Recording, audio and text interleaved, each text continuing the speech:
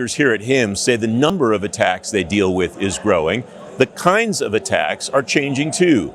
Aaron Shaha is Chief Information Security Officer for CyberMaxx and a former technical director at the National Security Agency. He says the threat level isn't just getting bigger. We're seeing the velocity of attacks increase.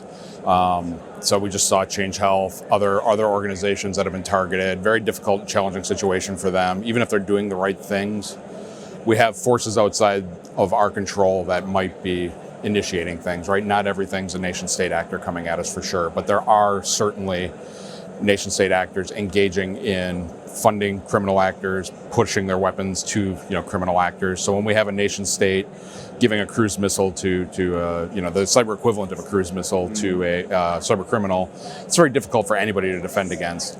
So these hospitals are really in a tough situation. I was recently speaking with one of the CISOs of a regional healthcare, and they're very focused on availability, which I, from my perspective, coming from a DoD background, really hadn't considered and appreciated that. But it makes sense, right? Availability, keep the system up, right? Shipping blood was one of the things we kind of focused around. Their blood bank. They're like, hey, the system, we have to keep it up, right? I have to move blood, right? It's a just-in-time delivery. We have to bring it there.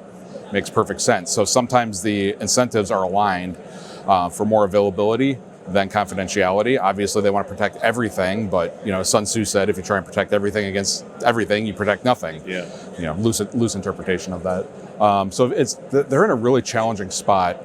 Given shrinking budgets, the skill of the adversary that's out there, just kind of the acceleration and the integration of everything, third-party apps, right? Adversaries coming in via connected third-party app. So it's a very difficult situation for them. As I walk around the show and talk to folks like you and other thought leaders in this space, there are some things that never occurred to me. One of them you just suggested, and that is that there's a supply chain implication here, moving blood and so on. This stuff doesn't just magically appear at hospitals. Right. I never considered that part of it. Yep. What is the implication for those behind the scenes things that have to happen for things like ransomware, for things like securing systems and networks and so on? Yeah, so I think there could be some room for policy improvements in there. That's going to be a very difficult conversation, right? I'm on the more skeptical side that government can dictate a solution to this. I think it's such a complicated scenario, multivariant, that it's going to be difficult to kind of just stamp one thing down that makes everything work. We're seeing SEC do it kind of in other areas, holding CISOs, CIOs accountable. That might have second and third order unintended consequences. So there are policy things that could be done. I think that should be a very deliberate and slow conversation, which doesn't match the threat we're seeing right now. So increased funding for the cybersecurity staff, I think, would help.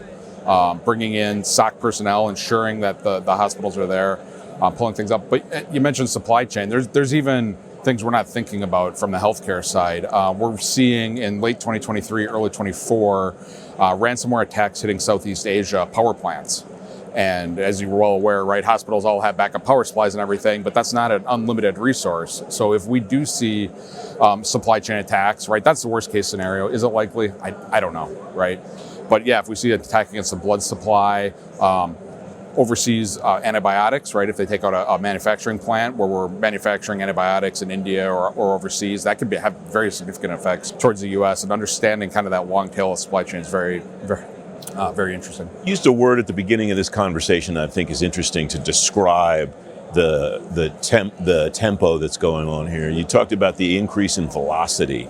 That doesn't, to me, sound like just a quantity thing. That sounds like an impact thing. It's an impact for sure. Yeah.